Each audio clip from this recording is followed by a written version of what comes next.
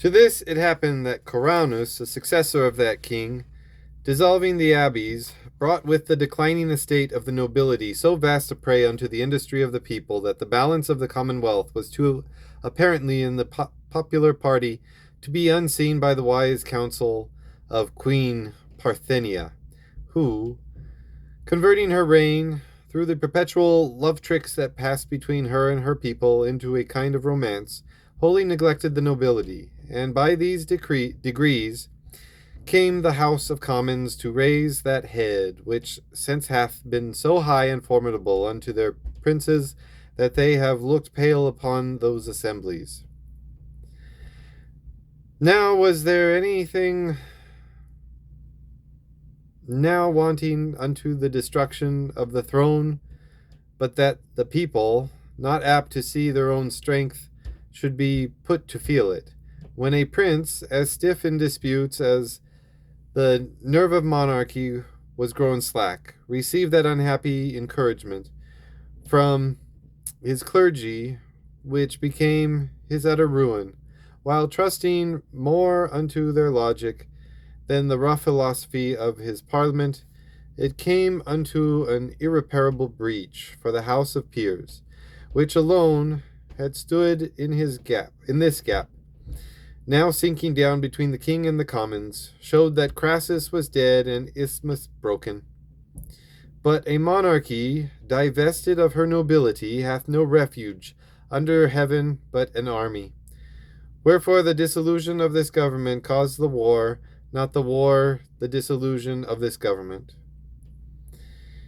Of the king's success with his arms, it is not necessary to give any further account than that they proved as ineffectual as his nobility.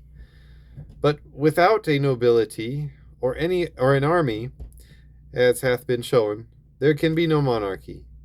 Wherefore, what is there in nature that can arise out of these ashes but a popular government, or a new monarchy to be erected by the victorious army? To erect a monarchy, be it ever so new, unless, like Leviathan, you can hang it, as the country fellow speaks, by geometry, for what else is it to say that every other man must give up his will unto the will of this one man, without any other foundation? It must stand upon old principles, that is, upon nobility, or an army planted upon a due balance of dominion. Aut viam inveniam, aut faciam, was an adage of Caesar's, and there is no standing for a monarchy unless she finds this balance or make it. If she finds it, her work's done unto her hand. For where there is inequality of estates, there must be inequality of power. And where there is inequality of power, there can be no commonwealth. To make it, her sword must extirpate out of dominion all other roots of power, and plant her army upon that ground. An army may be planted nationally or provincially.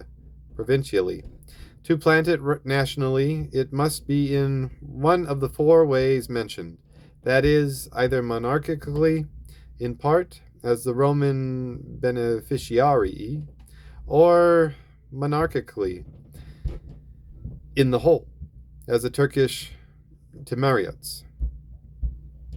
Aristocratically, that is, by earls and barons, as the Neustrians were planted by Turbo, or democratically, that is, by equal lots, as the Israelitish army in the land of Canaan by Joshua. In every one of these ways, there must not only be confiscations, but confiscations unto such a proportion as may answer to the work intended.